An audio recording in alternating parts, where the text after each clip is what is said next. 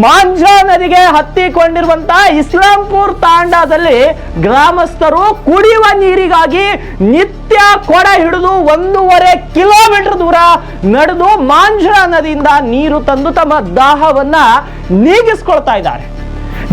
Jal Jeevan mission ಅಡಿಯಲ್ಲಿ ಕೋಟ್ಯಾಂತರ ರೂಪಾಯಿ ಖರ್ಚನ್ನ ಮಾಡಿ ನಿರ್ಮಿಸಿದ ನಳದಲ್ಲಿ ಸರಿಯಾಗಿ ನೀರು ಬರದ ಹಿನ್ನೆಲೆ ತಾಂಡಾದ 50ಕ್ಕೂ ಅಧಿಕ ಕುಟುಂಬಗಳು ನಿತ್ಯವೂ ಕೂಡ ಕೊಡ ಹಿಡಿದು ಮಾಂಜ್ರಾ ನದಿಗೆ ಹೋಗಿ ನೀರನ್ನ ತರ್ತಾ ಇವೆ.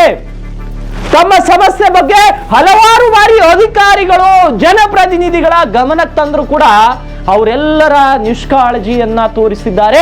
ಅವರೆಲ್ಲರೂ ನಿಷ್ಕಾಳಜಿಯನ್ನ ತೋರಿಸಿದ್ದಾರೆ. ನಮ್ಮ ಸಮಸ್ಯೆಗೆ ಯಾರೂ ಸ್ಪಂದಿಸುತ್ತಿಲ್ಲ ಅಂತ ತಾಂಡಾದ ನಿವಾಸಿಗಳು ನಿಮ್ಮ ಉತ್ತರ ಕರ್ನಾಟಕ ಸುದ್ದಿ ವಾಹಿನಿಯ ಜೊತೆಗೆ ತಮ್ಮ ಅಳಲನ್ನ ತೋಡ್ಕೊಂಡಿದ್ದಾರೆ.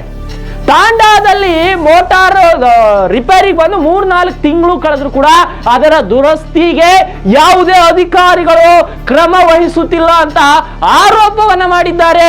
ನೋಡಿ, ಮಾಂಜ್ರಾ ನದಿಯ ನೀರು ಈ ಇಸ್ಲಾಂಪುರು ಯರ್ನಳ್ಳಿ ಗ್ರಾಮ ಪಂಚಾಯತ್ ವ್ಯಾಪ್ತಿಯಲ್ಲಿ ಯಾವ ಮಟ್ಟಿಗಿತ್ತು ಮಳೆಗಾಲದಲ್ಲಿ ಅಂದ್ರೆ ರಸ್ತೆಗಳು ಕೂಡ ಬ್ಲಾಕ್ ಆಗಿದ್ವು. ಆ ಮಟ್ಟಿಗೆ ಮಾಂಜ್ರಾ ನದಿಯಲ್ಲಿ ನೀರಿದೆ. ಉತ್ತರ ಕರ್ನಾಟಕ ನ್ಯೂಸ್, ಇದು ಕನ್ನಡದ ಉಸಿರು.